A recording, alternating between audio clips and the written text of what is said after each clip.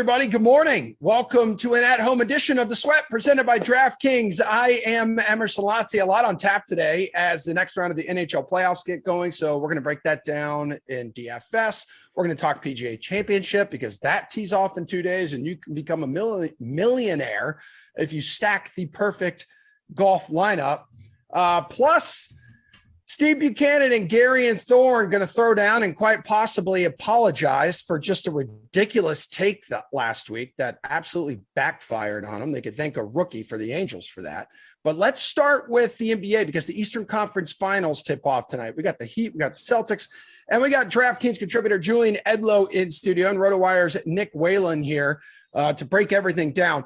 Let's start just with the two big injuries, guys, that could impact this series. So Kyle Lowry already ruled out for game one.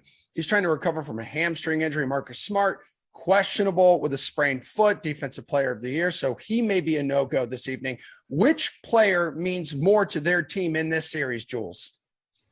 Well, I mean, if we're looking at this overall, it's pretty even in terms of what these guys mean to their teams this season. But right now, I'm going to say Marcus Smart because all four of Miami's wins against Philly came with Lowry out. They were actually worse in the games he played and didn't look like himself and was taking rotation minutes away from guys that are playing very well. So at the moment, it's Marcus Smart, although on the whole, obviously, much closer. So if Marcus Smart is out, that's going to be a lot more Derek White, who does have it in him, but he shot 1 for 10 in that game 7.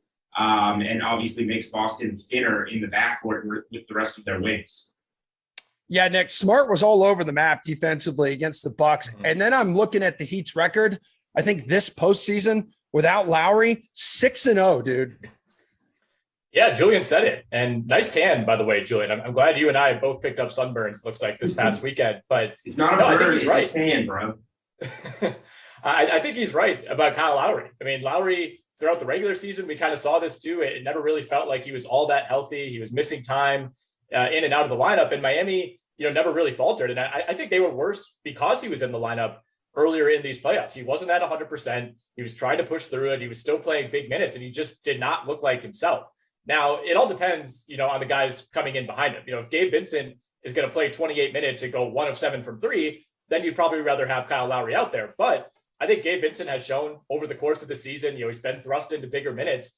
If he can knock down threes, he's probably a more dependable shooter at this point than Kyle Lowry. Obviously not nearly the defender, not nearly the veteran savviness that you get with Kyle Lowry. But, if you're talking Kyle Lowry at 60% versus Gabe Vincent at 100%, it's not really that big of a drop-off necessarily for Miami.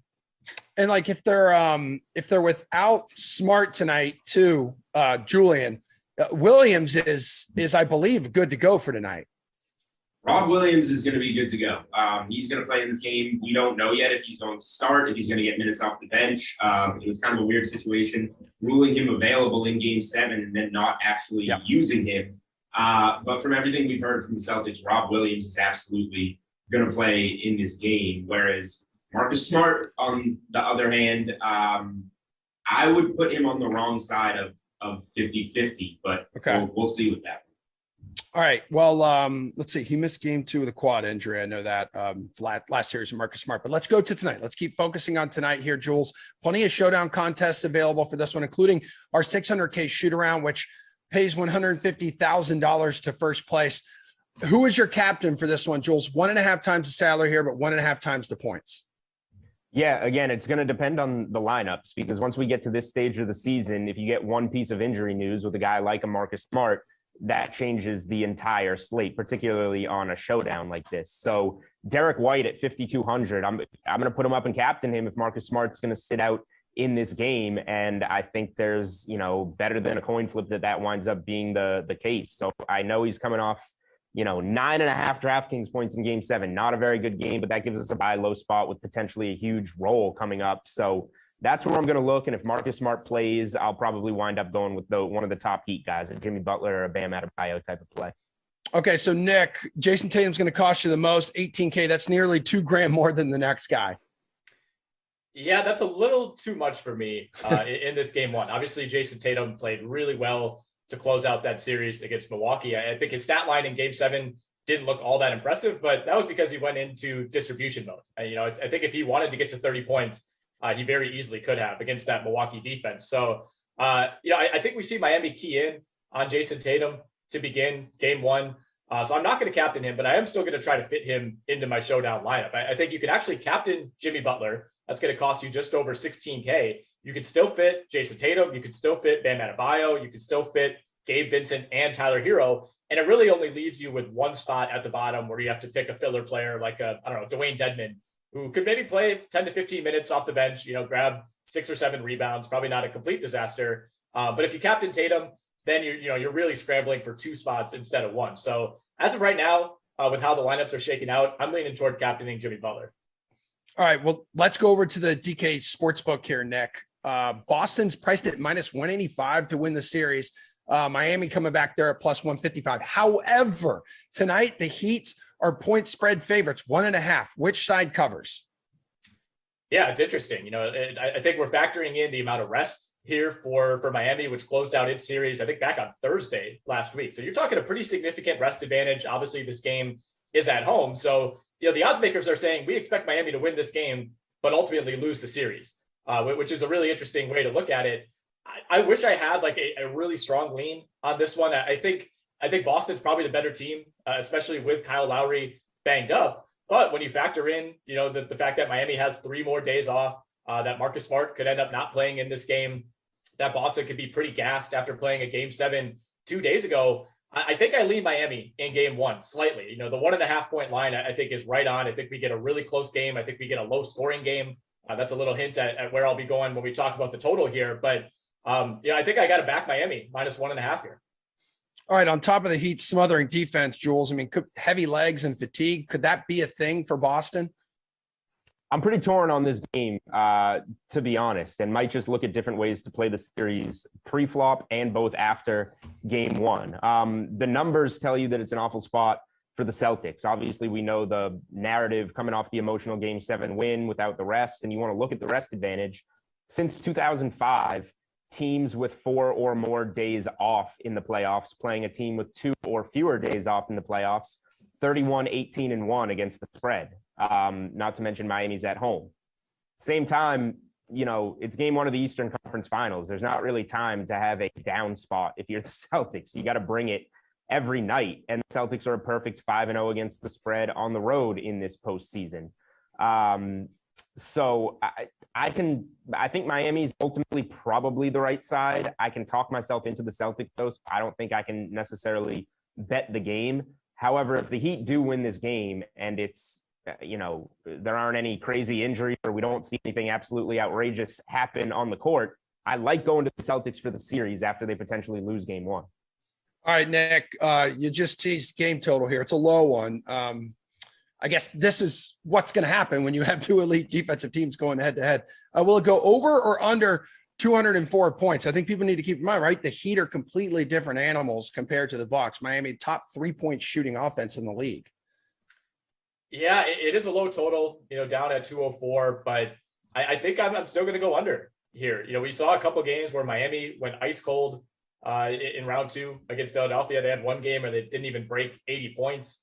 And Boston, was really 3-point reliant against the Milwaukee Bucks. They only scored, what was it, 109 points, in that game 7, despite hitting 20 plus 3-pointers in that game. And Miami, really good on defense, similar to Milwaukee in some ways, in that they do allow a lot of 3-pointers. Milwaukee's number 1 in the league in opponent 3-pointers per game, but Miami's number 4. So they're not too far behind. So I think we might see a semi-similar strategy as far as forcing Boston's role players to knock down threes. But I think both teams want to slow it down. Miami's one of those teams that's, near the bottom of the league in pace. I think Boston's maybe a little more comfortable playing up tempo if they have to, but I think Miami's going to try to take a page out of what Milwaukee did in that last series. If this game is played, if it ends like 99-92, I think that's exactly what Miami wants.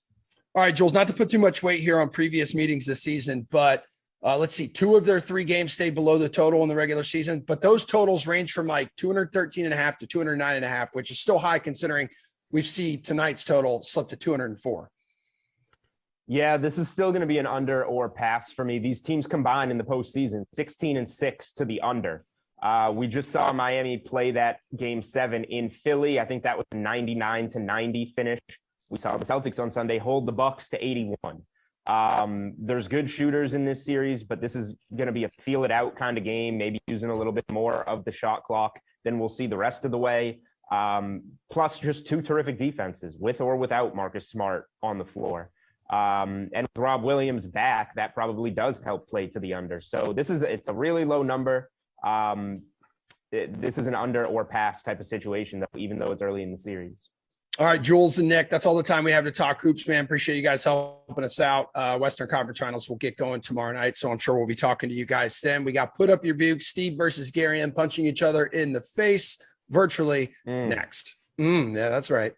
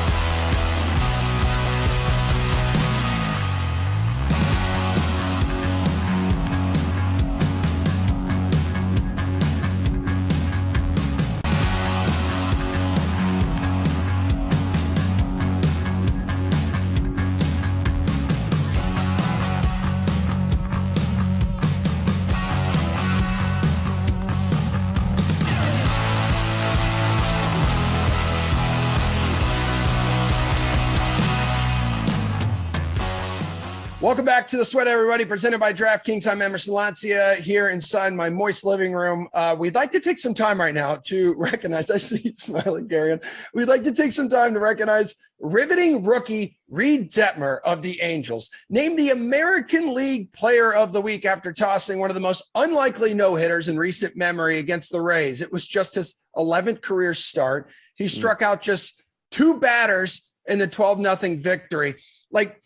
His Player of the Week honor, everybody, isn't the only reason we're showing you this. Let us remind you that both our amazing and talented baseball analysts last week had zero faith in the 22-year-old. Please check this out.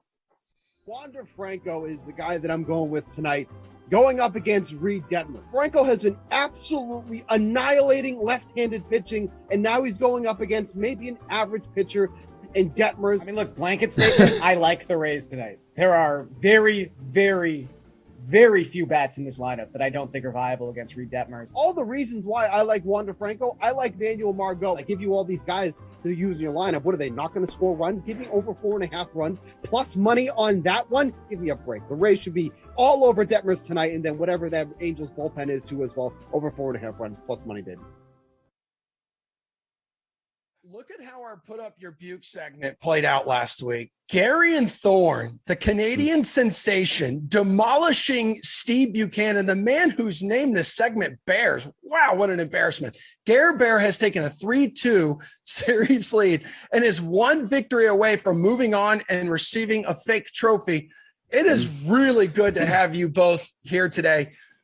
Steve, would you like to react to what went down last week?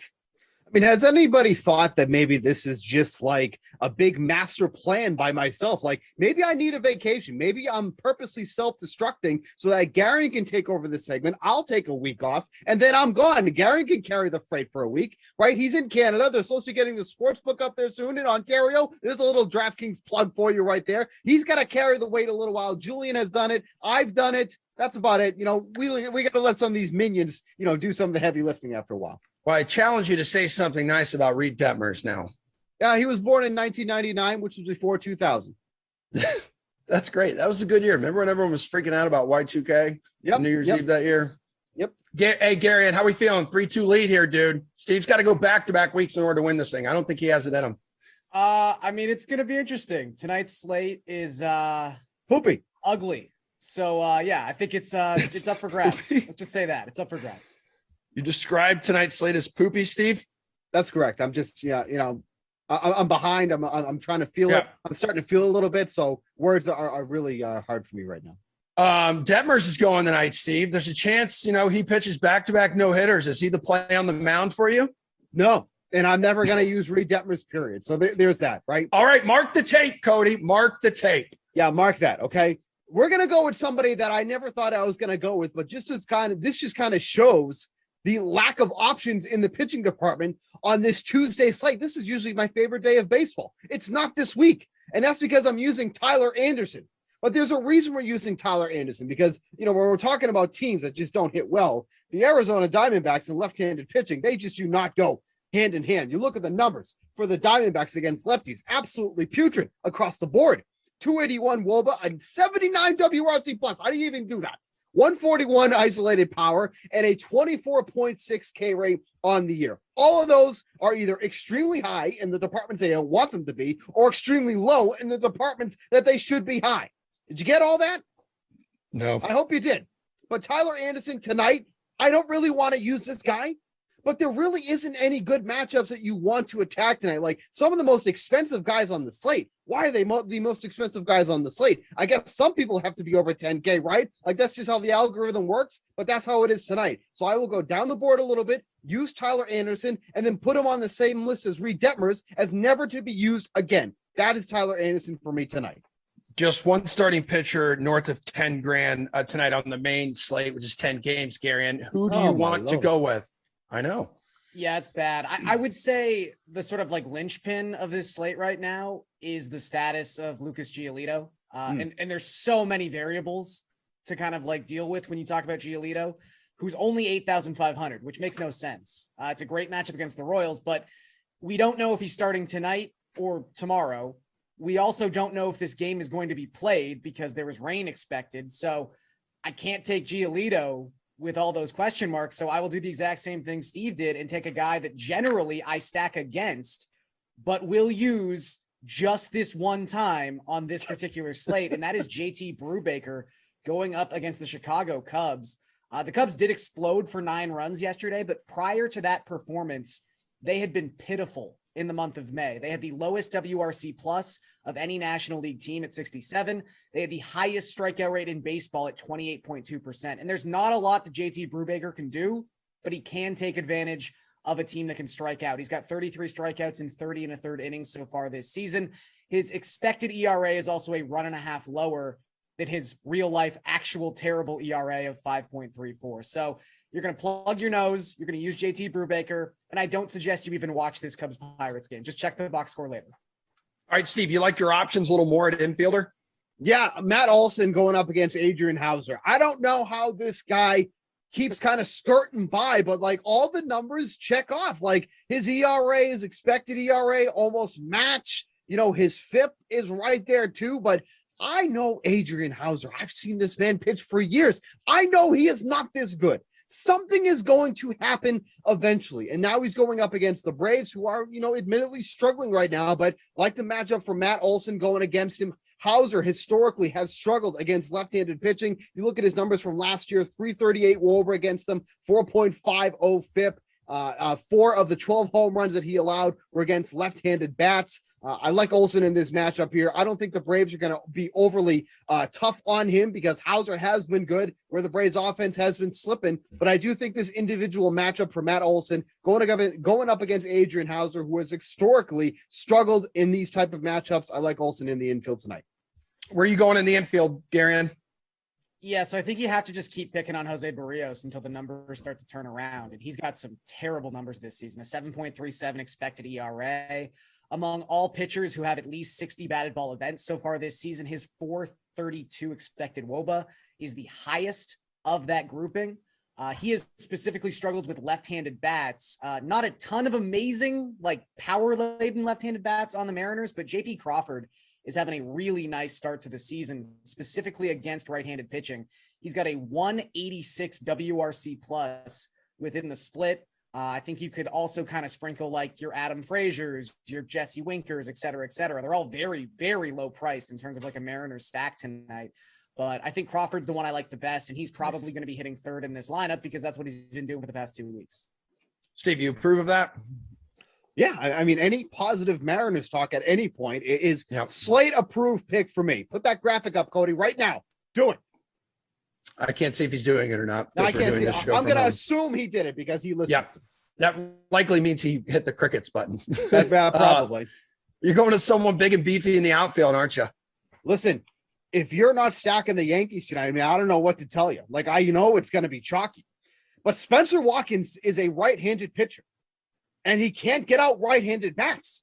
How long do you think you're going to be in the league when you're putting up these type of numbers? I'm going to stretch this back to his career numbers. He's only been in the league since last year, but he's thrown 42 and a third innings specifically against right-handed bats. He has a 4.44 WOBA against him, a 7.54 FIP, and a 2.7 home run per 9 inning.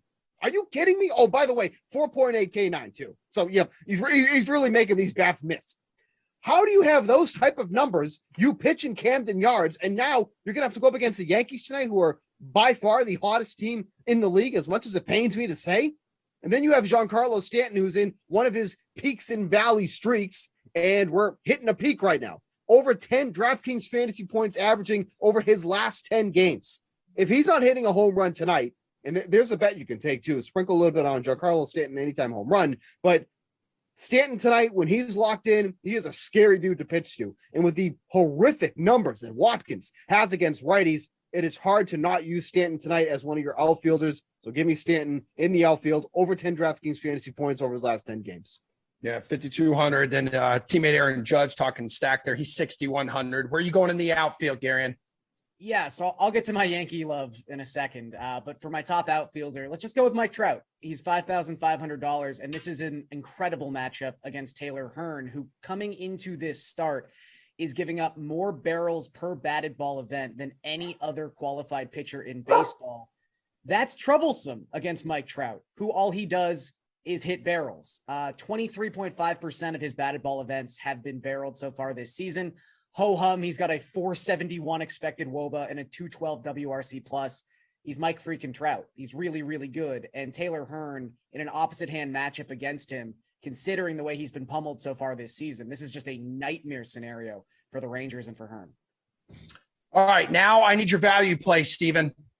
Yeah, so we're going to go to the Rockies and Giants game tonight. Lamonte Wade Jr. has been batting leadoff for the Giants over the past week or so since he was activated off the list. He's 3,100 tonight. Getting that type of value when you're playing in Coors Field, especially when you're in the leadoff spot, is extremely rare. Now they're going up against Chad Kuhl, who is another guy like Adrian Houser's, who I'm just waiting for him to kind of regress at some point, but his advanced numbers match up with how well he's been pitching. But when you're getting somebody in the leadoff spot, 3,100 tonight going up against Kuhl, I'll take that all day. The right on left matchup historically, when he was with the Pirates, lefties were a big issue for Chad Kuhl. Don't know if that's going to start creeping up again here tonight, but again, with how cheap he is in the leadoff spot, it's probably going to be very chalky because you don't get that type of value in Coors Field, but he has to be considered one of the best value plays at his price point and where he's hitting in the lineup tonight. All right, Gary, quickly for me. Yeah, Steve already talked about how much Spencer Watkins has struggled with right-handed bats so far this season. I don't understand why Josh Donaldson is under 4K. It makes absolutely no sense, especially considering how well he has been hitting the baseball in the month of May. He's hitting 311 with a 187 WRC plus since the calendar turned. He is red hot, basically like every other member of the New York Yankees right now. I'll take Donaldson for less than 4K almost any day of the week. All right, Buchs, bring us home here with your bet tonight. Yeah, I've been loving taking these bets. It's both teams to score at least X amount of runs. You take them at 3 runs tonight at -120 for the Brewers and Braves. Tucker Davidson going for the Braves tonight. He's probably not going to be in that game long. The Braves bullpen has been an issue, but I don't think the Braves should be able to can get those 3 runs right off of Davidson even before they get to the bullpen. And then Adrian Houser, like I mentioned, I don't know if he's going to continue pitching as well as he has, but for the Braves to not get at least a couple runs runs off him. Maybe they get 1 run off the bullpen. 3 runs for both of these teams feels like a safe play. You're getting that at -120. I like that bet a lot tonight. All right, Gary, and this could be the difference maker when we break down the scores next week. You could win the series with a good bet. I'm going to go Yankees first 5 over 2.5 runs at -110. Look, this is just a great matchup for the Yankees. Watkins can't get out any right-handed batters. 126 WRC plus for the Yankees in right-on-right situations so far this season. Few teams have as much right-handed power as they do. This is a just terrible matchup for Spencer Watkins. Oh, well, it sounds like you had Steve's approval on that. He was like, damn, yeah, that was really good. Yeah, that was the one. That was the one. All right. Great job. Let's put up your Buchs today. We'll see how everyone did next week and if Gary can win the series against Steve. We're going to take a quick break, and we got AJ and Anna coming up on the other side, looking at some of tonight's NHL games.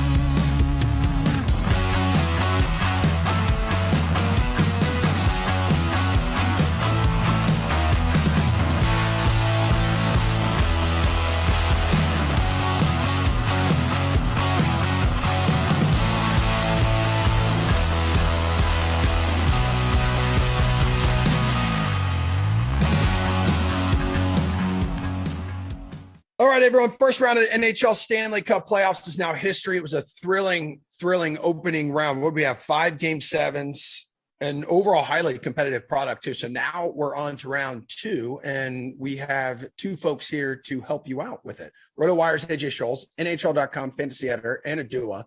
Opening face-off, everybody. DFS preview of tonight's Stanley Cup playoff games. Second round action now. AJ, hook me up with your favorite DFS play in Tampa Bay in Florida. I mean, how is it not for Hagee at this point, considering he's currently second in postseason scoring with 6 goals and 6 assists, and he costs you just $3,800 on tonight's slate. Like, I'm not expecting him to put up 5 points every night, but at that price, really just 1 point will do the trick. He's been on the score sheet in all but 1 of the 6 games versus the Capitals. You can double down on that line for relatively cheap as well and add Claude Giroux for $4,600. He's got 5 points in his last 2 games, so I think both these guys should be in play looking at tonight's slate. What do you want here, Anna? AJ teed me up perfectly. I'm actually going Claude Giroux. So he had 7 points in those 6 games against Washington in the first round. He's been better than a point per game player, 30 in 24 games since being acquired by the Florida Panthers back in March. And, Giroux actually had 5 points in 4 regular season games against the Tampa Bay Lightning. He's going to look to keep that momentum going in the second round. All right, guys, let's talk now. St. Louis and Colorado. Favorite DFS play from this one, man. We saw Colorado, I believe, sweep this in the first round last year, right? Yeah, and I have to go Devon Toews on the blue line. So he has the 3rd most points per game with 1.25 out of all defensemen in the league this postseason. He's playing with Cale Makar. Cale Makar has to be the most dynamic player, had 10 points in 4 games in that first round against the Predators. So if you want to get the value of Cale Makar, but get a little better deal on that pick, I would go Devon Toews. All right, AJ, is there someone that's just going to bring the points tonight? Yeah, I mean, I think Toews is a great call. For me, I'm just going to pay up. Like, let's not get cute with this. Nathan McKinnon and Cale Makar, 8,800 and 8,000 respectively. As Anna mentioned, you've got Makar top 5 in playoff points despite playing in just 4 games. McKinnon, 5 goals in those 4 contests as well. Look, Jordan Binnington has been fantastic since coming into the playoffs for the last 3 games. But the Wild aren't the Avs, and I expect they will lay some goals on him. He's had some bad games throughout the postseason here, or during the regular season rather. So I think you just stick with what works and go McKinnon, Makar at the top of your lineup. All right, AJ. So when we're looking at both games here, who's your favorite value play between the two? I mean, obviously Verhaeghe is definitely a value play at 3,800, but I also really like Nick Paul for 2,900. He's probably going to see an uptick in minutes with Point out of the lineup here, and he's been solidly productive even before that. 2,900 for a top 6 player is an absolute steal. If you want to get another share of Colorado here, you could look at Ninushkin for 4,300. He's got goals in back-to-back games as well. All right, Anna, who are you looking to for value? Carter Verhaeghe has to be the best value out there, but AJ's talked enough about him. So I'm going to go Colorado and another Colorado player, Andre Burkowski. He's at 3,200, had a 3-point night in that game 4 against the Nashville Predators. He can show up in the playoffs when he has to. Had 17 points in 15 games for the Avalanche during that 2020 postseason and was a huge component of the Washington Capitals when they made their Stanley Cup run. He really shows up in the big games. He shows up more as the playoffs go on. So maybe this is going to be a breakout round for him. All right, Anna, let's go over to like the sports book here. Like, which game do you think will feature the most goals? We know that Tampa Bay Panthers game is going to be that fast tempo, highly skilled affair, and how motivated the Panthers are to get back to the Eastern Conference Finals, I think, for the first time since the mid-90s. I mean, they're going to be super motivated, but there's somebody in their way, and that's Andre Vasilevsky. So when you're talking about goals, it's tough to go with the game where Vasilevsky's in net, especially how well he played in those final 2 games against the Toronto Maple Leafs. Didn't allow a goal in the 3rd period or overtime of Game 6, and then just allowed that 1 goal in Game 7. So he's just been rock solid. So I have to go the other way. I got to go St. Louis, Colorado for the most goals in this game. Colorado had 2 different 7-goal games in that first round. The Blues scored at least 4 goals in 4 out of the 6 games they played against the Wild. You know, there's some goaltending questions whether they can remain as solid in this round as they were in the first round. So the most goals, you got to go that way. Yeah, Vasilevsky really didn't look like himself in round 1 until I think the overtime portion of Game 6, and in Game 7 definitely looked more confident as one of the chief reasons to that Tampa is moving on. AJ, you want to go in the same direction as Anna here? Any chance to believe that it could be that Sunshine State showdown? Yeah, I don't have anything really to add to Anna's breakdown here. I mean, on the other side for Florida, Bobrovsky can also be a really solid netminder. 2.79 was the goals against average against Washington. Not great, but he can certainly play better than that. As she mentioned, the 7 goals in 2 games for Colorado. And let's not forget, Binnington put together some pretty bad outings during the course of the year. And in his matchups with Colorado this season, he had a sub-900 save percentage across 3 games. So I do think that is the game to target in terms of which one is going to have more goals. Yeah, and then AJ, the road team that is most likely to steal Game 1, it's pretty obvious the Lightning, right? Oh, yeah, 100%. Like, it's not going to be the Blues. Yeah. Colorado went 32-5-4 at home during the regular season. And I would expect the Avs to continue to dominate in Denver. The Lightning need to get home ice advantage back if they're going to take this series, and why not do it in Game 1? I mean, Anna, Florida has the horses to ride past the Bolts. We know that. But, I mean, tonight, these dudes want a three-peat so bad.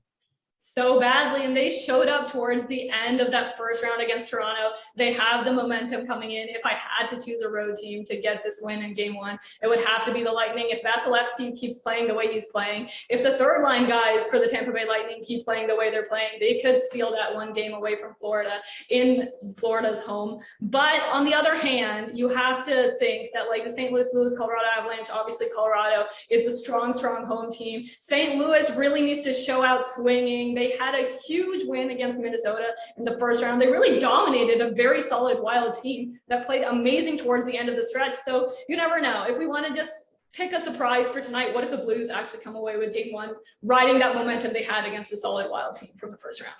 Sure, you can get plus 190 on the Blues on the money line tonight, and then plus 140 there for the Lightning.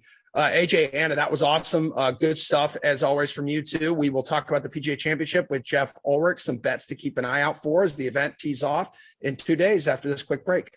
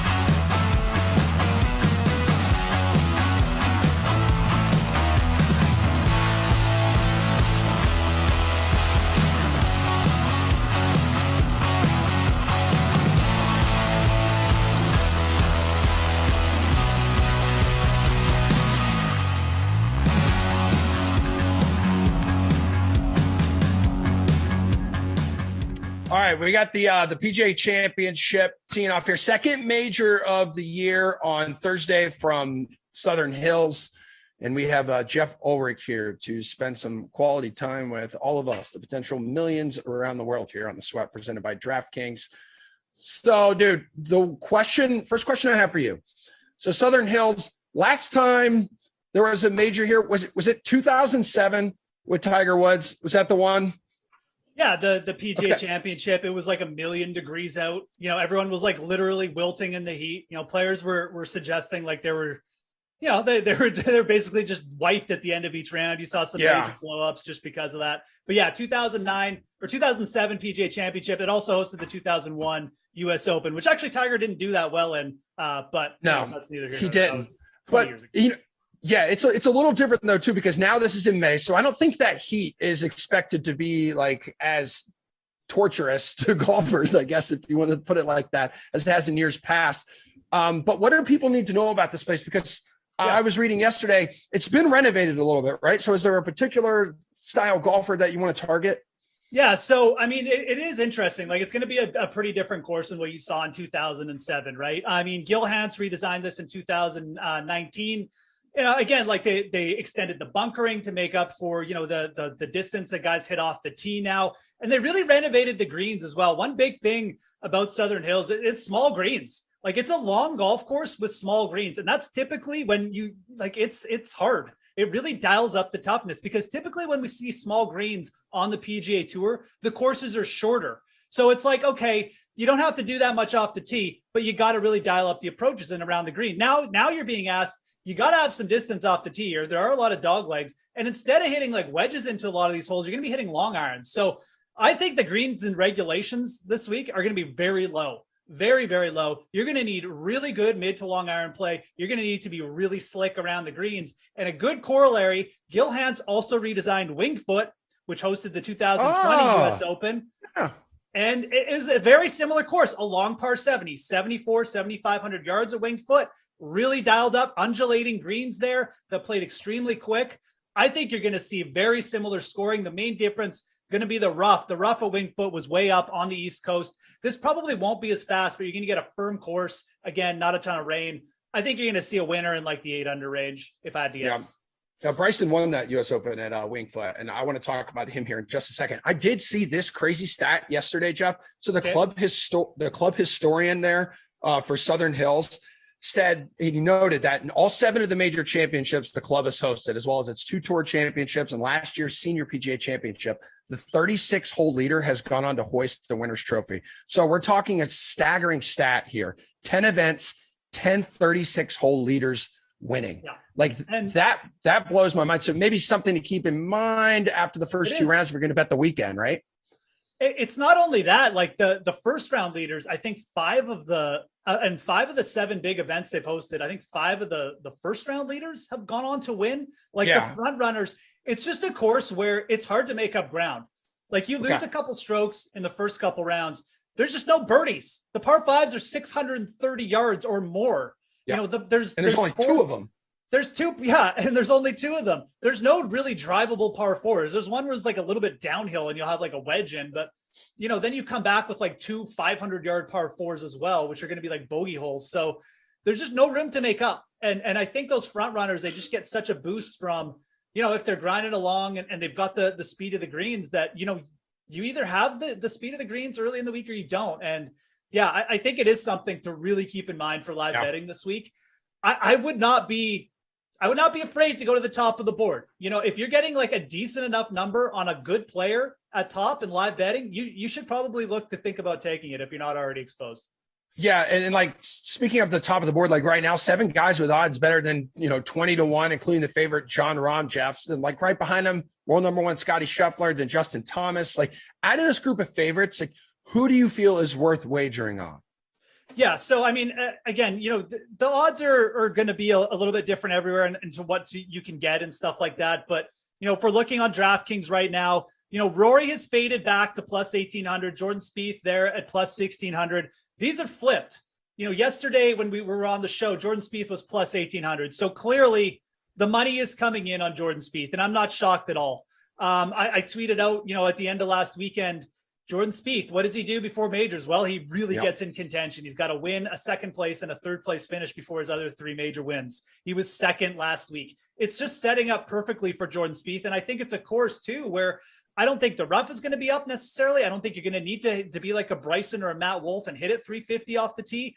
I think it sets up well for Jordan Spieth. So plus 1600, the thing about Spieth right now, he's tied with Cantlay, who I also really like. So you're going to have to make a decision here. Spieth or Cantlay, which side are you on? I'm personally, if you're giving me the same odds on both, I'd almost lean Patrick Cantlay. I just love the way he's played over the last 8 months, but it's really close. I would still take either of those guys at plus 1600 over Rory right now. But they are getting shorter. And again, the money is coming in on Spieth. If that's a bad indicator for you, then, maybe go somewhere else. Yeah, as you've mentioned multiple times, like this week and since last week, trying to complete that career Grand Slam, something Tiger Woods did very early on in his career. And Big Cat's plus 4,000 outright. Obviously, I think you've stated before, I don't know if you really want to bet that, like with a whole lot of confidence, but is there a Tiger bet that you do like? I think top 20s plus 250, top 40 minus 110, maybe miscut this week. So, okay, this is the way I would approach Tiger. We saw him at the Masters. What was the bet at the Masters? The bet at the Masters was for Tiger to make the cut. All the sharps are like, you got to fade Tiger. He can't do it. He hasn't played golf. This is the easiest bet. Again, he made the cut. Why? Because he's Tiger Woods and he's that good. Did he fade over the weekend? Yes, he shot 78. The endurance wasn't there. What's the news we've gotten from Tiger so far? The leg is getting stronger. It's only going to keep getting stronger. Clearly, there's a little bit of confidence building. So what do you do now? You could bet him to make the cut, but I like just betting him to progress. Top 40, minus 110. If he made the cut at the Masters, great. He's probably going to do a little bit better here because if he gets to the weekend, he'll probably say, well, I'm feeling stronger now. Let's try and get one more good round in and get myself in contention. Top 20, don't forget, the odds are tempting, but don't forget, this is a very deep field. This is a way deeper field than the Masters, 156 players. I would take the top 40 on Tiger. I think if he makes the weekend, I think he will put in at least one good round and get himself in that top 40 position. And look, man, if he does end up top 20 in here, that would be a major boon for Tiger. If he top 20s here, go and bet him at the Open Championship right away, because that's going to be a major confidence boost. But as far as how you should approach Tiger this week, I don't mind the top 40 at all. Minus 110, that's fine. I wouldn't go any deeper than that. All right. Well, we mentioned Bryson earlier. Like he tweeted late last night that, he's headed to Southern Hills. He's going to test how he's feeling for a few days before deciding whether or not he's going to compete in the PGA Championship this week. It's a big number here. It's plus 10,000. Like this is insane for like a major winner and one of the top golfers, win healthy on tour. But is he just a complete fade for you right now? It's tough to trust him. We saw him miss the cut at the Masters. I mean, it's a guy coming off a major injury layoff, and we're not talking about like I strained my back and like I could still like hit some wedges and pitch and shot, obviously like surgery to the hand and stuff like that, right? So and how hard he swings too. Yeah, exactly, right? Like it's at the same time, like this number has gotten to the point where like plus 10,000 on Bryson in any tournament. At this point, it's almost like the Kevin thing from The Office. Like, you give me these odds, you got to bet it. Like, yeah, right? Put $10 on it for crying out loud. Yeah, like I mean, I don't mind. Wouldn't mind like a top 20 bet on Bryson this week. I think that also the thing you have to remember with Bryson, he is such a perfectionist. Like we saw him pull out of events earlier in the year when he wasn't ready. So you've got to think if Bryson is at the starting tee, he's at least like 95% ready in his mind. Like he's ready to semi-compete. The sharpness won't be there. And I don't think he's going to win or like pull off the upset, but like a top 20 is certainly capable. And again, like, let's not forget, I just mentioned the correlation that I think between Winged Foot in 2020 and Southern Hills. I think there is some correlation. Again, Gil Hanse, longer par 70. I don't think it's going to favor the Bombers as much, but it certainly is a long golf course. You could think about Bryson as a top 20 bet. I wouldn't go any deeper than that or get crazy with it. It's certainly not someone I want to have max exposure to, but definitely like these odds have gotten to the point where you've got to at least take a look at it with Bryson. All right, dude. That's all the time we have to talk golf right now. I'm hoping we have more than one golf segment tomorrow. Who knows? It's unfortunate that Reed's not here to bully our producers into that. Because right now we're going to bring in Pierce Dietrich. We're going to take a look at the top free agent signings of the NFL offseason in the latest edition of the DraftKings 5.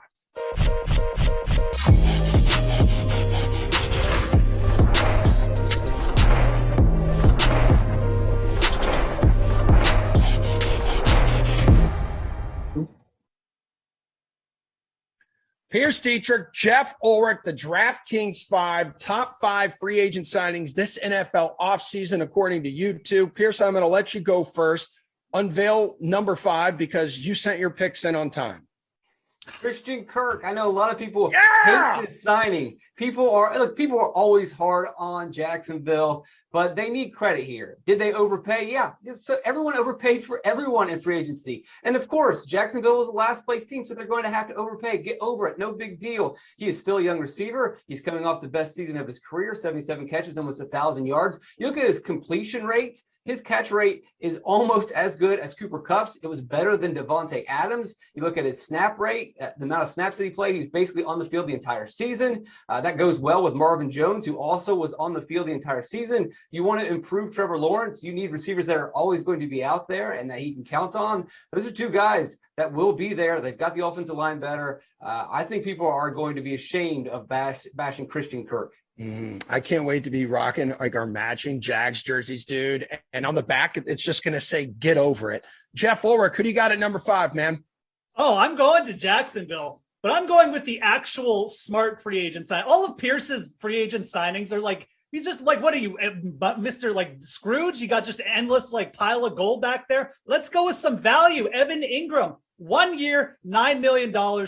Prove it deal. I love this. Who did Trevor Lawrence throw to a ton last year? He threw to guys like Dan Arnold, that tight end position. Why not upgrade there a little bit with a little bit of upside? A guy in Evan Ingram who's caught over 60 passes twice in his career. He's got tons of upside. The Giants did not use this guy properly. Joe Judge did not understand or care about using Evan Ingram properly. Evan Ingram is a wide receiver playing the tight end position. He's still young enough. There's a ton of potential there. I really like this signing. I think that, again, the Jaguars, a team, they want to spread it out a little bit. They want to give Trevor Lawrence, like Pierce said, some security, some options. Evan Ingram is an upgrade, and it's a 1-year deal. Yep. You're not connected to this guy. If he still stinks, if he just gets injured, goodbye, hit the road. You're not attached to him like Christian Kirk for the rest of your life for like $1 million trillion, whatever. I like the Evan Ingram signing a lot. I think that's a better signing than Christian Kirk overall. Trevor Lawrence loved James O'Shaughnessy too. There were like 6 or 7 games last season before that season-ending injury to him. Let's go to number 4. Jeff, you're going to the defensive side of the football.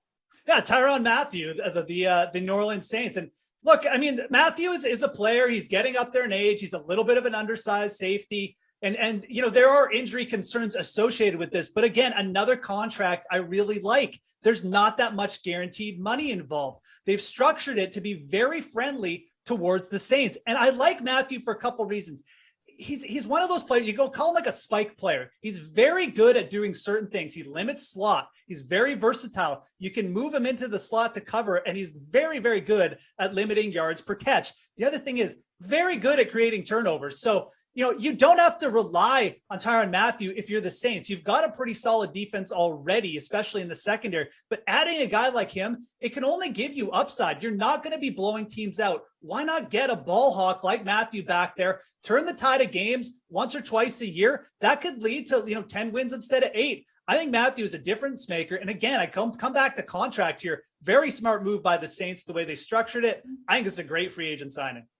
4th best free agent signing in your opinion, Pierce? Terron Armstead. He didn't come cheap, but if you want the best lineman in the NFL, you're going to have to pay for him. And Miami was desperate to get the best lineman in the NFL. PFF had the offensive line ranked as the worst in the league. All kinds of pressure was constantly on Tua. Tua had to change his approach. The offensive game plan had to change based on that line. Now you got Armstead anchoring that offensive line. You get him some protection, and he can take advantage of all the new weapons that he has. All right, Pearson, at number 3, you're going with a former Jaguar. Yeah, Allen Robinson. This is it. Put up or shut up. He finally has a good quarterback. No more excuses. He's also going to be flanked by the best receiver in football, which means he's rarely going to deal with double coverage or bracket coverage. So he's got the quarterback. He's always going to have a preferred matchup. This could be a very scary offense from LA. And Jeff, at number 3, this is the least surprising thing ever from you. I'm going double QB here. We're going to give credit to 2 QBs who were signed in the offseason. 2 teams, Atlanta and Pittsburgh. Marcus Mariota, Mitch Trubisky. Give me the double, the double Mac deal. I haven't, the double Mitch deal, the double Marcus. I don't know, but we're going to call it the double QB play here. I like both these signings a lot for these teams. I don't love the fact that they wasted first-round draft picks on quarterbacks necessarily, just because I'm not sure of the upside with Kenny Pickett and Ritter yet. But I do like the fact that they brought Mariota, Trubisky, former first-round, former number 1 overall draft picks in on good contracts. Again, Mariota, like $6 million, like $5 million guaranteed. Mitch, $14 million over 2 years. There's nothing to lose with signing these guys. And there's a very good chance that a guy like Trubisky is going to be better than Kenny Pickett anyways. And guess what? If Pickett does need a year or some time to develop or he just falls on his face in training camp, Mitch Trubisky just sat behind Josh Allen, learning stuff. He's taken 2 teams to playoffs. There's nothing but upside here for Pittsburgh. Worst case scenario, Pickett outplays them, and now you have a really high-end backup, which we all know NFL teams should be investing more in anyways. And for Atlanta, they're probably not going to be that great again. Why go out and try and land and overpay for someone? You've got 1 year of Marcus Mariota. If he works out, you're going to look like an absolute genius. So I love both these signings. I think there's nothing but upside for both these guys, especially on the contracts that the team's got them for. All right, well, Jeff, at number 2, you're staying in Atlanta. You got a former Pro Bowler here. Casey Hayward, corner. I mean, this guy was absolutely unbelievable for the Raiders last year. He basically shut down one side of the field. He was very highly ranked in terms of like pro football focus grades. And you just look at like the completion rate, what he did for the Raiders. It was really good. I know he's getting up there in age, but another contract where, like $11 million over 2 years. I mean, I was kind of shocked that nobody like sort of overpaid for Hayward and that Atlanta was able to get him for this cheap. Atlanta really hasn't had a good secondary for a while. I think this is smart in so many different ways.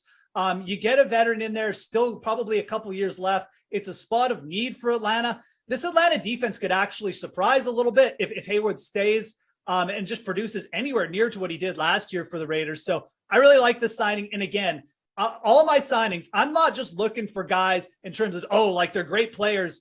I want value. And I think the Atlanta Falcons got very good value with Hayward. All right, we got less than 2 minutes to go in the show here, Pierce. You're going to a defense that was already elite and maybe is even better after this addition. Von Miller. Now, he's not necessarily elite anymore, but he's still pretty good, and he's going to elevate this defense. And when we talk about intangibles, Von Miller has it. He's a winner. He's a veteran. He's going to bring a presence to this Buffalo team that they're lacking, right? They need that extra little edge to become Super Bowl champions, and that's what Miller brings. Yeah, whatever metric you want to look at, the Bills were likely number 1 in it last year. Okay, I'm being told we can actually go maybe a minute or two over the end of our typical show time. So take your time here, guys. Number 1 free agent signing this offseason, Pierce Dietrich. It is who and why? Well, it's not necessarily a who for one. It's 3 guys, the Cincinnati Bengals. What did we say about them last season? The offensive line killed that team. They were able to make it to the Super Bowl somehow, but they have addressed their biggest weakness. They brought in La'el Collins, they brought in Alex Kappa, and they brought in Ted Karras. If you look at their offensive line on the right side last season, center, right guard, right tackle, PFF rated those positions at 51, 48, and 58. They bring in Karras, a 72.8 PFF grade. Alex Kappa, a 72 PFF grade. La'el Collins, a 82 PFF grade. The Bengals were dangerous at times last season. They had a very solid offense. They just were lacking a little bit on the offensive line. Well, they fixed their offensive line. Their offensive line is great. If they were scary last year, this offense is going to be absolutely terrifying. You're going to give Joe Burrow time to pass to all those receivers. Look out, AFC North. Yeah, imagine if he wasn't sacked 70 times total between the regular season and postseason last year. That was the 3rd most ever. Jeff, where are you going for your number 1 spot here, dude? I know I made fun of Pierce earlier about the Christian Kirk sign. If Pierce hadn't mentioned the Bengals O-line, I would have done it as well. It's true. It was a very smart move by them to get those 3 guys and 3 quality like O-linemen as well, in my opinion. So very good move by the Bengals. I'm going again. This is one of my favorite players, most underrated running back in the league, Chase Edmonds. All this guy has done is average 5 yards per carry over the last 3 seasons. He's a great receiver out of the backfield. He's averaged over 7 yards per reception, playing, in a limited role, not even limited, just like in a running back by committee role for the Cardinals. Now he gets signed by the Dolphins, who got him for $12 million over 2 years with like $5 or $6 million guaranteed. That's it. You've got running backs out there making $20 million a year, taking up all of their team's cap hit. You've got this guy averaging 5 yards per carry coming in. for $6 million a year. It's a great signing. And everyone's going to point to the Miami Dolphins depth chart. There's too many running backs there. Chase Edmonds isn't going to get the ball. They have no money committed to Sony Michel. They have very tiny bit of money committed to Raheem Mostert, who's going to get injured in like game 2 anyways. Gaskin, Salamed, like these guys they're just not as good as Chase Edmonds. Chase Edmonds is the guy the Dolphins have committed to. Quite frankly, he's the best all-around back they have anyways. I love this signing, like the player. I think he's actually going to be a very underrated player for fantasy this year. Let's go Chase Edmonds. All right. Well, it's unfortunate Reed's not here to go bring back up and forth with you. You got to go. Fluky touchdowns he got last year. Dude, he scored like 25 touchdowns. They're all like 1-yard plunges. How fun was that this year?